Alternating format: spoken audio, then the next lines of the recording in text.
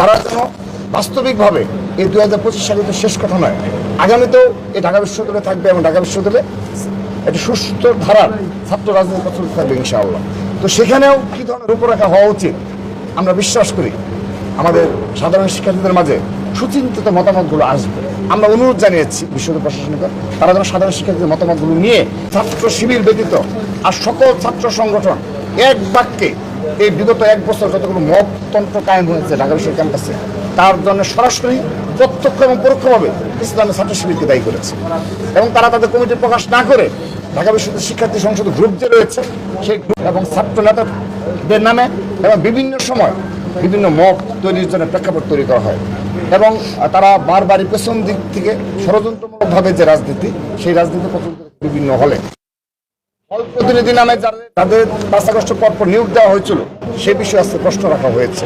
তো সার্বিক প্রেক্ষাপটে 19টি ছাত্র সংগঠনই এক বাক্যে এটা আমাদের 1 নম্বর এজেন্ডা ছিল যে আগামীতে কখনো ঢাকা বিশ্ববিদ্যালয়ে আর এই গুপ্ত রাজনীতি থাকা চলবে না। এই গুপ্ত রাজনীতি নিষিদ্ধ করতে হবে। কেউ একটি অংশ রেখে দেব মততন্ত্র কায়েমের জন্য, তাহলে ঢাকা বিশ্ববিদ্যালয়ে কোনো অভিভাবক থাকবে না, সম্মানবোধ থাকবে না। আপনি লক্ষ্য করে দেখবেন যে বিসি স্যার আমাদের সম্মানিত বিসি স্যার সম্মুখে কী ধরনের মত কায়েম করা হয় বিভিন্ন সময়, শুধুমাত্র এই সেদিন না এর আগেও ঘটেছে আমরা তুলে ধরেছি এবং আমাদের সম্মানিত বিসি স্যার সহ তারা উপস্থিত ছিল, তারা সবাই এই বিষয়ে সম্মতি জ্ঞাপন করেছে এবং তারা বলেছে হ্যাঁ এই বিষয়ে অবশ্যই তারা যে ধরনের পদক্ষেপ নেওয়া প্রয়োজন তারা সে ধরনের পদক্ষেপ নেবে।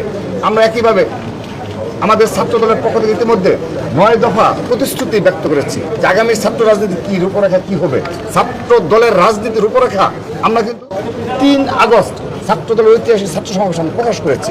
সেই 9 দফার আলোকে আমরা ছাত্র রাজনীতি চালু রাখবো, আমরা সেটি নিশ্চয়তা দিয়েছি। যদি আর ব্যত্যয় ঘটে তাহলে অবশ্যই বিশ্ববিদ্যালয় প্রশাসন এবং সাধারণ শিক্ষার্থীদের নিকট থেকে আমরা প্রতিবাদ আশা করি।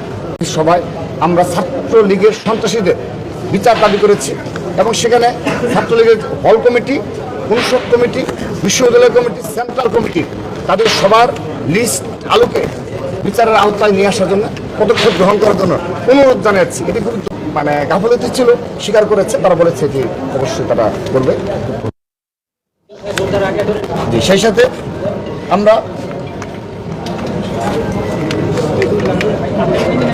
সাথে আমরা আরেকটি বিষয় এখানে উল্লেখ করেছি যে বিগত 15.5 বছরে যে ধরনের ছাত্র রাজনীতি নামে সত্যিকার সন্ত্রাসীদের অভয়ারণ্য ছিল ক্যাম্পাসগুলো, সুন্দর ঢাকা বিশ্ববিদ্যালয় না বাংলাদেশের সকল ক্যাম্পাস। আমরা অনুরোধ জানিয়েছি সকলের নিকট 2001 সাল থেকে 2006 সাল এই সময়কালে যে ছাত্র রাজনীতি ছিল আপনারা সেখানে দেখবেন তারা হলে থেকেই তাদের রাজনীতি করতে পেরেছে, মানে শীর্ষ নেতৃত্ব, আর যারা আছেন তারা তো সবাই করতে পেরেছে। তো বিএনপির আমলে ওই শাসন আমলে অর্থাৎ 20 বছর আগের ঘটনা আমরা ব্যাখ্যা দিয়েছি। আগের যে শাসন ছিল সেখানেও একটি সহনশীল ছাত্র রাজনীতি চালু ছিল।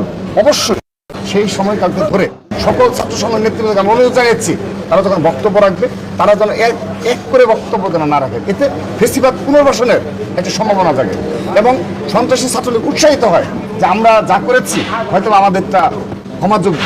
তো সে কারণে আমরা তাদেরকে অনুরোধ জানিয়েছি। অর্থাৎ সার্বিক প্রেক্ষাপটে আমাদের আজকের সকল ছাত্র সংগঠনের মাঝে একটা ঐক্য গড়ে উঠেছে যে এই ক্যাম্পাসে কোনো গুপ্ত রাজনীতি চলবে না।